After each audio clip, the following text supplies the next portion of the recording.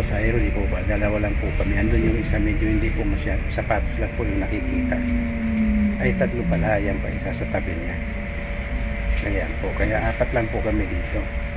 Dalawang pasahero, ay tatlo kami pasahero at yung driver.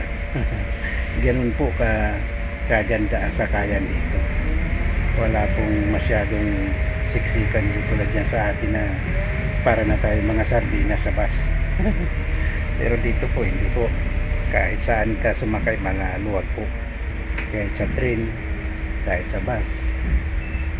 Ayan po, maliban lang kung mga okasyon na halimbawa may concert doon sa lugar na kung saan papunta, doon po maraming pasahero. Pero pag ganitong simpleng araw po, walang pasahero dito, kaya maluwag po ang mga sasakyan. Kaya maganda pong magmasyal sa mga ganitong lugar. Kaya nga po nung may kotse pa ako, lagi ko na lang iniiwan yung kotse ko doon sa garahe. Kaya nung bandang huli, bininta ko na po yung kotse ko kasi po sayang lang yung nagbabayad ako ng garahe. Tapos nakaparada lang palagi doon yung kotse ko. Hindi ko, bihira ko lang magamit. Pag hindi kami namamasyal ng kung saan malayong lugar, doon ko lang po nagagamit yung kotse ko. Kasi nga po maluwag ang mga sasakyan dito. At saka isa pa nung sa restaurant ako nagtrabaho, malapit lang sa tinitirahan namin yung restaurant. Kaya hindi ko na kailangan magkotse. Halos 5 taon ako sa restaurant, kaya yung kotse ko nakaparada lang doon. Kaya minsan nga isang buwan hindi ko nagagamit.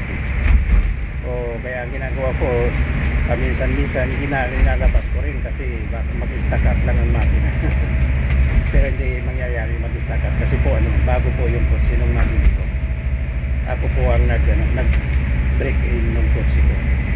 Pero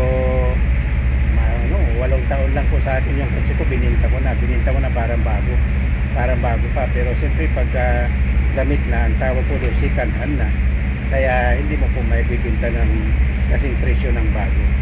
Ganun po dito, kaya masyadong laki ng lugi. Pero sige lang, ganun talaga.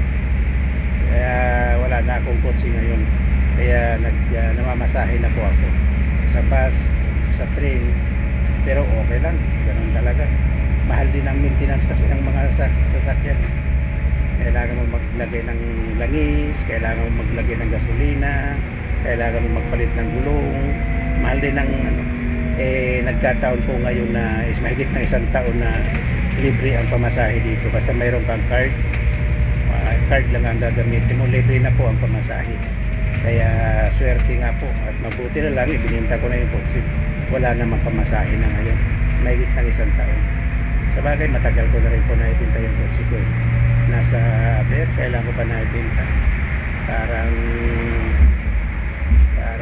4 na taon na o 5 na nga yata mula nung maibinta ko. Kaya ayan po, tsaga-tsaga tayo ngayon sa pamamasahe. Pero sige lang, malapit na rin po ako mag-retire. Pag nag-retired ako, hindi ko na kailangan bumiyahin ng bumiyahin kasi papahinga na po ako. Kaya hindi ako na kailangan din ng sasakyan. Sa bahay na lang po ako, taong bahay na lang. Kaya yan po mga kapatid, pagka sa mga video ko po, samahan niyo po akong palagi.